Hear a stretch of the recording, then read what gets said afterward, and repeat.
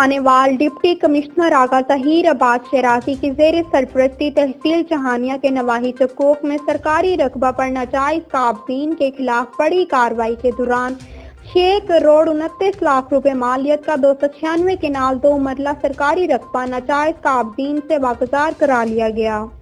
رقبہ AC Babar Sulaiman, deputy commissioner anti corruption Waseem Shah کی زیر قیادت واگزار کرایا گیا۔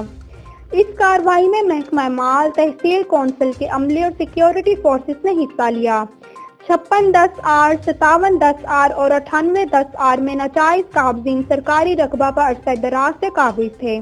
تینوں چکوک میں واقع رقبہ بحق سرکار ضبط کر کے نمبرداروں کے سپرد کر دیا گیا۔ سرکاری رقبہ واگزار کرانے پر اہل علاقہ نے حکومت پنجاب اور ڈپٹی کمشنر ظہیر عباس شیرازی سے اظہار تشکر کیا ہے۔